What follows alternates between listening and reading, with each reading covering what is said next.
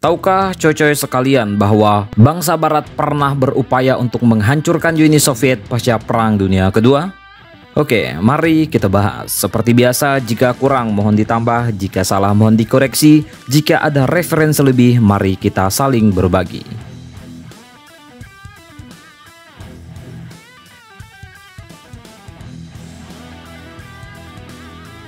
Seperti yang kita ketahui, pada awal Mei 1945, Uni Soviet dan sekutu baratnya akhirnya menghancurkan Nazi Jerman dengan pukulan dahsyat dari timur dan barat.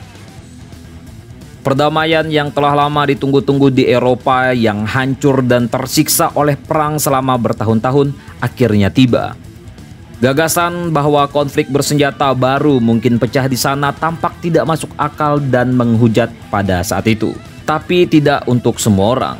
Bahkan sebelum perayaan kemenangan atas Nazisme Jerman berakhir, Perdana Menteri Winston Churchill telah menginstruksikan militernya untuk merencanakan serangan terhadap Soviet yang akan dilakukan pada musim panas tahun itu.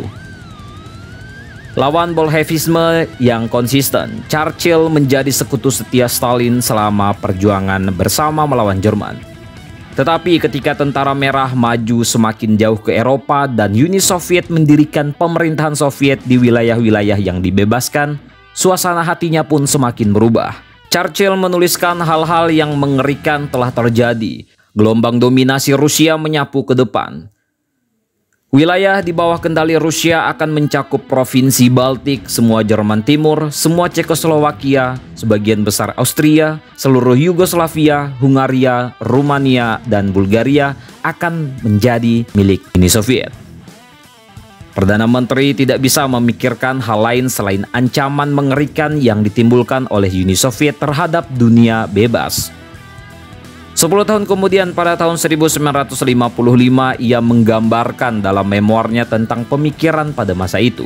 Akhirnya pun pada tanggal 22 Mei 1945 pemimpin Inggris akhirnya menerima rencana Operation Unthinkable yang telah lama ditunggu-tunggu dari staf perencanaan gabungan kabinet perang Inggris, kecuali bahwa cara militer melihat prospek perang di masa depan sama sekali tidak menyenangkannya. Tujuan kampanye militer melawan Uni Soviet ditetapkan sebagai untuk memaksakan kehendak Amerika Serikat dan Kerajaan Inggris pada Rusia. Di bawah formulasi yang tidak jelas ini, pengusiran Tentara Merah dan pemerintahan Soviet dari wilayah Jerman dan Polandia tersirat. Jika kampanye militer dimulai pada 1 Juli 1945, 47 divisi Anglo-Amerika akan melancarkan 2 serangan kuat terhadap pasukan Soviet di Jerman Utara dan Selatan. Setelah mencapai keberhasilan operasional, mereka akan masuk ke Polandia. Selain pasukan utama, ia seharusnya membentuk kembali dan mempersenjatai kembali 10 divisi dari mantan personil Wehrmacht serta melibatkan formasi bersenjata anti-Soviet Polandia di belakang Tentara Merah dalam permusuhan. Ditekankan bahwa sekutu barat memiliki keunggulan dalam penerbangan strategis dan angkatan laut. Para pemimpin militer Inggris mempertaruhkan kekalahan cepat dari Soviet yang akan memaksa Rusia untuk tunduk pada kehendak sekutu barat dan bernegosiasi. Jika ini tidak terjadi, konflik bersenjata dibiarkan meningkat menjadi perang total. Dalam mengusulkan kepada Churchill sebuah rencana untuk kampanye militer melawan Uni Soviet, para jenderal Inggris tidak gagal untuk menunjukkan kompleksitas pelaksanaannya. Perang total dijanjikan akan berlangsung lama dan mahal. Diasumsikan bahwa pendudukan wilayah Soviet yang luas tidak akan mengarah pada runtuhnya rezim politik yang ada atau berakhirnya perlawanan oleh musuh dengan sumber daya manusia yang sangat besar. Terlepas dari supremasi Angkatan Laut Sekutu di laut, itu hampir tidak memainkan peran penting dalam perang semacam itu. Kartu truf kedua, keuntungan total dalam penerbangan strategi, juga tidak dapat dimainkan dengan sukses. Jarak yang jauh ke industri Soviet dan penyebarannya di wilayah yang luas tidak akan memungkinkan penggunaan pesawat sama efektifnya dengan melawan Jerman. Namun, faktor utama yang membuat operasi ini tidak mungkin dilakukan adalah jumlah pasukan Tentara Merah yang sangat banyak. Menurut perhitungan Inggris terhadap 47 divisi mereka, Uni Soviet dapat menurunkan kekuatan yang setara dengan 170 divisi Sekutu Barat, di mana 30 divisi akan menjadi divisi lapis baja.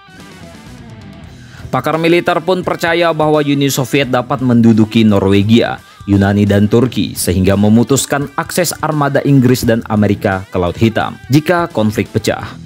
Selain itu, prospek Rusia bergabung dengan aliansi dengan Jepang terlihat sangat mungkin. Ketika dokumen itu diletakkan di atas meja Perdana Menteri Kepala Staf Kekaisaran Field Marshal Alan Brooke secara terbuka menyatakan bahwa kemungkinan keberhasilan operasi semacam itu sangat kecil dan bahwa Rusia adalah yang paling berkuasa di dunia. Pada akhirnya dengan berat hati Winston Churchill melepaskan gagasan untuk menyerang Tentara Merah dan tidak memulai pembicaraan apapun tentang masalah ini dengan Amerika. Sebaliknya, ia pun menugaskan sebuah rencana untuk pertahanan kepulauan Inggris masih dengan nama yang sama. Politisi itu khawatir jika Amerika Serikat mengevakuasi sebagian besar pasukannya dari Eropa, Stalin pasti tidak akan melewatkan momen untuk menaklukkan seluruh benua. Faktanya, Uni Soviet yang terkuras dan lelah oleh perang yang kejam tidak akan melancarkan perang skala penuh di benua Eropa. Pada tanggal 23 Juni 1945, Undang-Undang tentang demobilisasi tentara dan armada dikeluarkan dan dalam beberapa tahun angkatan bersenjata Soviet berkurang dari 11 menjadi 3 juta orang. Selain itu, jumlah peralatan dan persenjataan Soviet yang ditempatkan di negara-negara Eropa Timur dan Selatan sangat berkurang. Mereka kembali ke sini agak terlambat ketika menjadi sangat jelas bahwa dunia telah memasuki era Perang Dingin.